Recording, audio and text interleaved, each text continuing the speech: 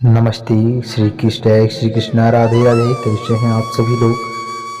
द्रौपदी भारत की वह प्रथम महिला है जिसके 5 पति थे या वह 5 पुरुषों के साथ रमण करती थी।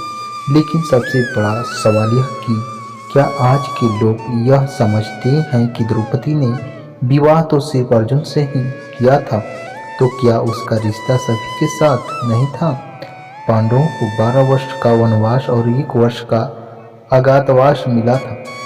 इस दौरान पांचों पांडव एक कुम्हार के घर में रह करते थे और भिक्षाटन के माध्यम से अपना जीवन यापन करते थे। ऐसे में भिक्षाटन के दौरान उन्हें द्रौपदी की स्वयंवर की सूचना मिली और उस सूरज में जाकर द्रौपदी से उन्होंने स्वयंवर को जीत लिया, जिसमें सभी आए। और आप सब इस कहानी को सुनेंगे तभी समझ पाएंगे। एक यंत्र में बड़ी सी मछली घूम रही थी, उसकी आंख में तीर मारना था और वहाँ की तैल पात्र में उसकी परछाई देखकर यह भी कि एक नहीं पूरे 5 तीर मारने थे। अर्जुन ने यह प्रतियोगिता जीत ली।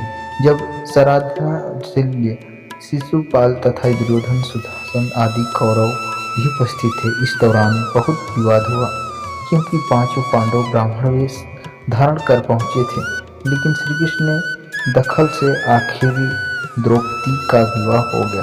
तो प्रिय दर्शकों, तो बनी रहिए इस कहानी में आप सभी लोग। तो प्यारे दोस्तों, इस कहानी को आप लोग गौर से सुनिए। 5 पांडवों से उसका विवाह कैसे हुआ या 5 पांडवों की वह पत्नी कैसे बन गई, यह बहुत लंबी किस्सा है। कहते हैं कि द्रौपदी अपने पिछले जन्म में बहुत सुंदर युवती थी। स्वर्ग गुण संपन्न होने के कारण उसे योग्य वर नहीं मिला रहा था, इसलिए उसे भगवान शंकर की तपस्या की एक। और तब शंकर जी प्रकट हुए। उस समय द्रौपदी ने हड़बड़ाहट में 5 बार वर मांगे, इसलिए उसे जीव के वरदान के कारण इस जन्म में 5 पति प्राप्त हुए। जब भगवान शिव ने द्रौपदी को 5 पति प्राप्त होने का वरदान दिया था, तब वह भी ये जानते थे कि उसे अपने 5 पतियों के साथ पत्नी धर्म निभाने में समस्या होगी। इसलिए उन्होंने द्रौपदी को ये वरदान भी दिया कि वह प्रतिदिन कन्या भाव यानी कौमार्य की प्राप्ति कर लेगी। इसलिए द्रौपदी अपने 5 पतियों को कन्या भाव में ही प्राप्त हुई थी। तो प्रिय दर्शकों, बने रहिए। हालांकि कहा जाता है कि संतान को जन्म देने के लिए भगवान श्री कृष्ण ने उसे ये सुझाव दिया कि हर साल वह पांडवों में से किसी एक के साथ ही समय व्यतीत करे। साथ ही जिस समय वह अपने कक्ष में किसी एक पांडव के साथ हो, तो उनके कक्ष में कोई और पांडव प्रवेश न करे। यदि कोई पांडव ऐसा गलती से भी कर लेता है तो उसे 1 वर्ष का देश निकाला उतना होगा। तो प्रिय दर्शकों, आप लोगों से रिक्वेस्ट है, किसी भी यूट्यूब भरोसेमंद यूट्यूब चैनल को सब्सक्राइब और दोस्तों में शेयर करिए। इस द्रौपदी पांडव महाभारत की एक छोटी सी स्टोरी है। माना जाता है कि द्रौपदी जो 5 पांडवों की पत्नी थी, 1-1 साल के समय अंतराल के लिए हर पांडव के साथ रहती थी। उस समय किसी दूसरे पांडव को द्रौपदी के आवास में घुसने की अनुमति नहीं थी। इस नियम को तोड़ने वाले को 1 साल तक के देश बाहर रहने का दंड था। एक बार यह दंड अर्जुन को भुगतना भी पड़ा था। अर्जुन और द्रौपदी की 1 वर्ष की अवधि अभी समाप्त हुई थी और द्रौपदी युधिष्ठिर के साथ 1 वर्ष का समय शुरू हुआ था। अर्जुन भूलवश द्रौपदी के आवास पर ही अपना दर्श भूल गए, पर कभी किसी दुष्ट से ब्राह्मण के पशुओं की रक्षा के लिए उन्हें उसी समय उसकी जरूरत पड़ी। अतः क्षत्रिय धर्म का पालन करने के लिए तीर धनुष लेने के लिए नियम तोड़ने हुए द्रौपदी निवास में घुस गए और द्रौपदी युधिष्ठिर साथ में थे। तो इसी 1 साल के वनवास के दौरान अर्जुन की मुलाकात उल्टी से हुई और वह अर्जुन पर मोहित हो गई। ऐसे में वह उन्होंने खींचकर अपने नागलोक में ले गई और उसके अनुरोध करने पर अर्जुन को उससे विवाह करना पड़ा। कहते हैं कि दोनों 1 वर्ष तक साथ रहे। अर्जुन और नागकन्या उल्की के मिलने से अर्जुन को एक वीर पुत्र मिला जिसका नाम इरावना रखा गया। द्रौपदी के 5 पुत्र थे।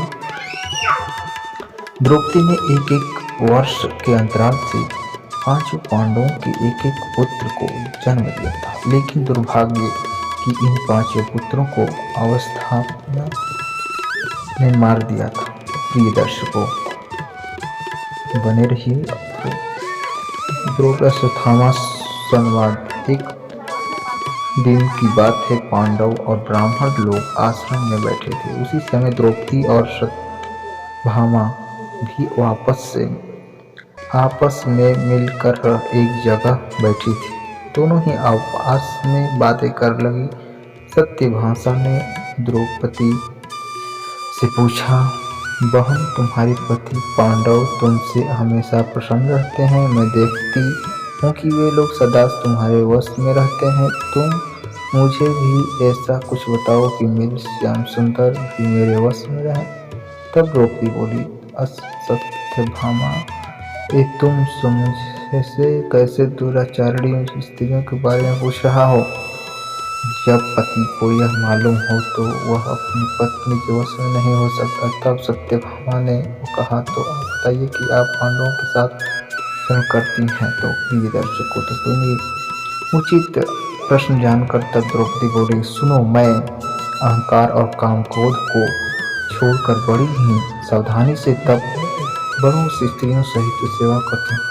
मैं सार्या दूरी रहती हूँ, मन को काबू में रखकर कट भाषण से दूर रहती हूँ, किसी की भी समझ असभ्यता से खड़ी नहीं होती हूँ, बुरी बातें नहीं करती हूँ और बुरी जगह पर नहीं बैठती हूँ।